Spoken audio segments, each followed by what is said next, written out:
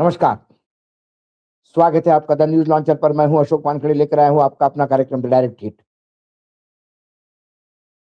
बात किसी शंकराचार्य की नहीं हो रही है, एसआईआर की नहीं हो रही है, इकोनॉमिक सर्वे की नहीं हो रही है, बात हो रही है सात समुंदर पार।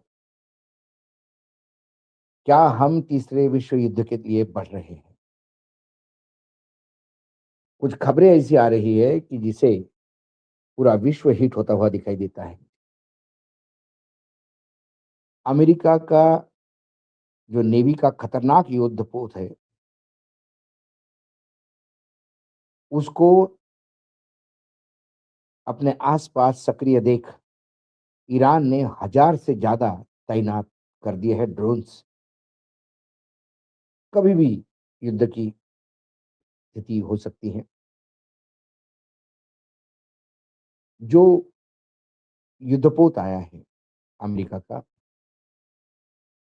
वो अपने आप में पूरे खाड़ी क्षेत्र में टेंशन पैदा कर रहा है। इज़राइल के साथ बढ़ते तनाव के बीच यह जो जहाज है, यूएसएस डी ब्लैक, लाल सागर में तैनात इज़राइल के इलात बंदरगाह पर डॉक किया गया है।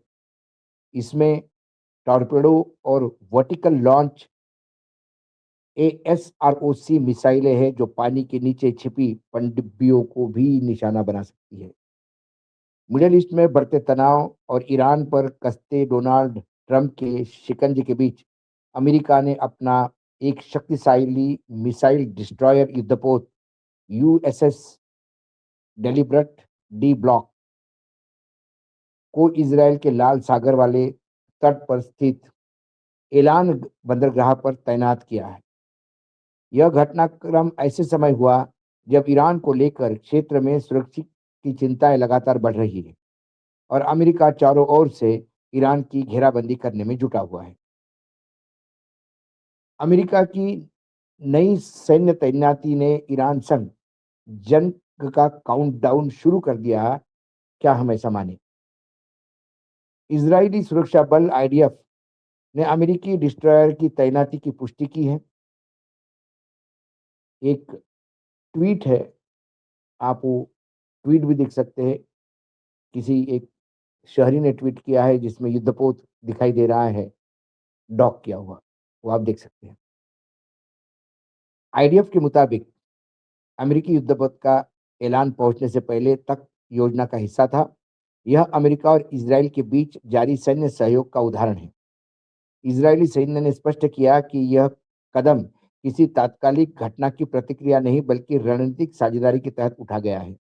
ये मुझे लगता है ये दुनिया को बताने के लिए जो कारण बताया जा रहा है, ये पहले ही हमारी एक्सरसाइज थी और यहाँ आना था।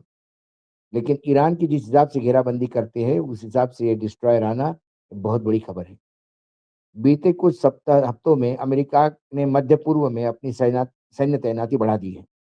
इससे अतिरिक्त युद्धपोत, रक्षा प्रणालियां और मिसाइल क्षमताएं शामिल है।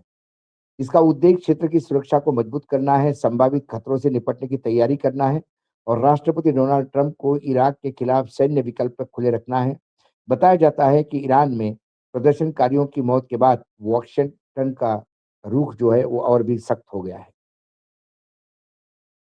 जो शिप है जिसका हम जिक्र कर रहे हैं, जो युद्धपोत है, यूएसएस डेलब्रेट डी ब्लैक डीडीजी 119, संयुक्त राज्य अमेरिका की नौसेना का एक गाइडेड मिसाइल डिस्ट्रॉयर, यानी अराइट ब्रुक क्लास, उस क्लास में आता है।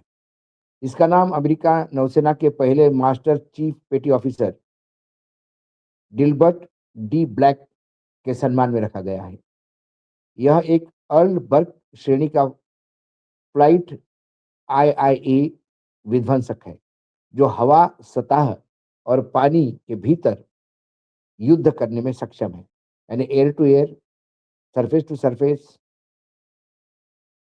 और वाटर टू वाटर।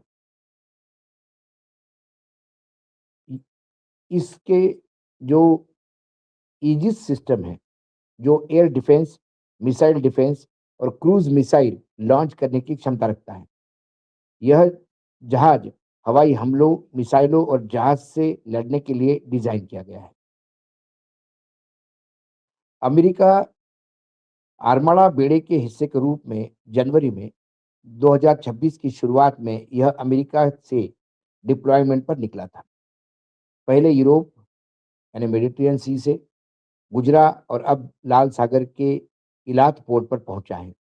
यह SM-3 और SM-6 मिसाइलों के माध्यम से दुश्मनों की बैलिस्टिक मिसाइल को हवा में ही नष्ट करने की क्षमता रखता है। हालांकि अमेरिका युद्धपोत अक्सर रेड सी क्षेत्र में गश्त करते रहते हैं, लेकिन एलन बंदरगाह पर उसका रुकना काफी दुर्लभ माना जाता है। यही वजह है कि इस घटनाक्रम को रणनीतिक संकेत के तौर पर देखा जा रहा है। विशेषज्ञों का मानना है कि यह तैनाती ईरान को एक सख्त संदेश, इजराइल को सुरक्षा का आश्वासन और पूरे क्षेत्र में शक्ति संतुलन को प्रभावित कर सकती है। एलान पोर्ट ईरान के पश्चिम में है और वहीं से करीब 1700 किलोमीटर दूर है। अमेरिकी मिसाइल डिस्ट्रॉयर की ताजा तैनाती यह दिखाती है कि मध्य पूर्व में हालात संवेदनशील बने हुए हैं। आने वाले दिनों में ये देखना है कि अहम होगा कि सैन्य गतिविधि केवल निवारक रणनीति तक सीमित रहती है या क्षेत्रीय तनाव और गहरा होता जा रहा है। इसी बीच तस्नीम, जो Islamic revolution guard Corp IRGC से जुड़ी एक सेमी ऑफिशियल ईरानी न्यूज एजेंसी है, ने रिपोर्ट किया है कि ईरान ने अमेरिकी हमले से बचने के लिए अपने सेना के 4 विंग्स में 1000 से ज़्यादा स्ट्रैटेजिक नए टाइप के ड्रोन शामिल किए हैं। बता दें कि अमेरिकी राष्ट्रपति डोनाल्ड ट्रंप ईरान के खिलाफ मिलिट्री ऑप्शंस पर विचार कर रहे हैं। अमेरिका के लक्षित हमलों में न्यूक्लियर फैसिलिटीज पर संभावित कमांडो ऑपरेशन भी शामिल है।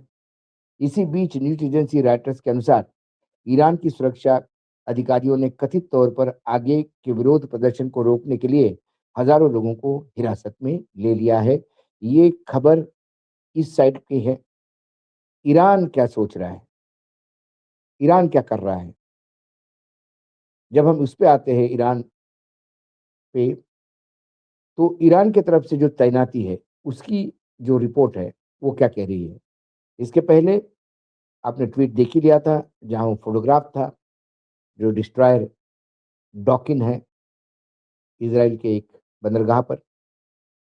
अब जो इज़राइल ने जो आह्वान किया है, ईरान के सैन्य अधिकारी का कहना है कि उनकी ओर से 1000 ड्रोन तैनात किए गए हैं, जो मैंने पहले आपको ज़िक्र किया था। ईरानी सरकारी न्यूज़ आउटलेट तंसीम ने ये जानकारी दी है। उसके मुताबिक देश के सभी सैन्य ठिकानों की सुरक्षा के लिए ड्रोन्स तैनात किए गए हैं। किसी भी तरह की अमेरिकी हरकत या फिर हमले की कोशिश पर ये नज़र रखे हुए हैं। अमेरिका का कहना है कि ईरान पर इस बार ऐसा अटैक कर सकते हैं जो पिछली बार उसे परमाणु ठिकानों पर हुए मिडनाइट हैमर हमले से कई ज़्यादा बड़ा होगा। डोनाल्ड ट्रंप ने खुद ही ये धमकी दी है। इस बीच ईरान का कहना है कि हमने भी पूरी तैयारी कर ली है। ईरान के सैन्य अधिकारियों का कहना है कि उनकी ओर से 1000 से ज़्यादा ड्रोन तैनात किए गए हैं। ईरानी न्यूज़ एजेंसी भी यही जानकारी दे रही है। इसके मुताबिक देश के सभी सैन्य ठिकानों पर सुरक्षा के लिए इन ड्रोनों को तैनात किया गया है। किसी भी तरह की अमेरिकी हरकत पर ये नज़र रखे हुए हैं और तुरंत रिएक्ट करेंगे। ईरानी मीडिया ने लिखा है कि इनकी तस्वीर जारी नहीं की जा सकती क्योंकि ये मसला सुरक्षा के लिहाज से संवेदनशील है। दरअसल डोनाल्ड ट्रंप पिछले दिनों ऐलान किया था डोनाल्ड ट्रंप ने कि अमेरिका का aircraft carrier USS Abraham Lincoln मध्य पूर्व के लिए रवाना हो चुका है। इसमें कई मिसाइल डिस्ट्रॉयर तैनात होंगे और कभी भी हमला कर सकता है। अमेरिका का कहना था कि ईरान पर बीते साल जो मिडनाइट हैमर अटैक हुआ था, वह उससे कई अधिक बड़ा हमला इस बार करेंगे। बीते साल जून में ही आधी रात को अमेरिका ने ईरान पर यह हमला किया था। इस हमले के बाद अमेरिका ने दावा किया था कि उसने न्यूक्लियर भंडार को बड़ा नुकसान पहुंचाया है, लेकिन वो दिखा नहीं नुकसान पहुंचाते हुए। उसके पहले ही उन्होंने अपना एनरिच यूरेनियम जो है, वो कहीं और शिफ्ट कर दिया था और इसके रिटेलिएशन में जिसके विरोध में विरोध दर्शन करते हुए ईरान ने भी अमेरिका के सैन्य अड्डे जो थे मिडल ईस्ट में, वहाँ मिसाइल दागी थी, हालाँकि नुकसान उनको भी नहीं हुआ। डोनाल्ड ट्रंप ने ट्रुथ सोशल पर लिखा है, जो जो वो हैंडल करते हैं, एक बड़ा काफ़िला ईरान की ओर बढ़ रहा है। यह बहुत ताकत और निश्चित टारगेट के साथ आगे जाएगा। उन्होंने लिखा कि यह बड़ी फ्लीट है, जो वेनेजुएला के मुकाबले भी काफ़ी अधिक है। वेनेजुएला की तरह ही हम एक बार फिर से तैयार हैं। हम पूरी स्पीड के साथ काम करेंगे। इसके साथ ही उन्होंने ईरान से अपील की थी, यदि आप टेबल पर आ जाएँगे, तो यह जंग थम सकती है। ट्रंप का कहना था, यदि ईरान टेबल पर आकर कोई समझौता करता है, तो हम उसे प्राथमिकता देंगे। वहीं ईरान ने झुकने के कोई संकेत नहीं दिए। तेहरान का कहना है, हम ऑल आउट रिस्पॉन्स के लिए तैयार है। 1000 ड्रोन, वहाँ destroyer, Abraham Lincoln on the way, ये सारी चीज़ें भयावह हैं। ये डेवलपमेंट अननोटिस चले जाते हैं, क्योंकि हम हमारे देश में होने वाले यूजीसी हो, शंकराचार्य हो, स्नान हो, राजनीतिक हलचल हो, नेताओं का मरना हो, हम इसी में उलझे हुए हैं। अभी बजट आ रहा है। ऐसे में विश्व में यदि कोई ऐसी हलचल हो रही है, जिसमें आने वाले समय में हम भी चपेट में आ सकते हैं, क्योंकि यदि तीसरा विश्व युद्ध हो जाता है, तो इसमें हम भी अनटच रहेंगे, ऐसा नहीं है। इसका खामियाज़ा हमको भी भुगतना पड़ेगा। इसलिए ईरान और अमेरिका, इसके बीच में जो शाब्दिक युद्ध हो रहे थे, अब वो शब्दों से उठकर समुद्र में उनके युद्धपोत ईरान के नज़दीक पहुँचे हैं। सारी तैयारियाँ लगभग पूरी हो गई है। हम तो यही चाहते कि युद्ध ना हो, क्योंकि हम बुद्ध के प्रेमी हैं। बुद्ध शांति का संदेश देता है, युद्ध का नहीं। आज डायरेक्ट हिट में इतना ही। कल फिर आता हूँ किसी विषय के साथ। तब तक के लिए नमस्कार। देखते रहिएगा न्यूज़ लॉन्चर।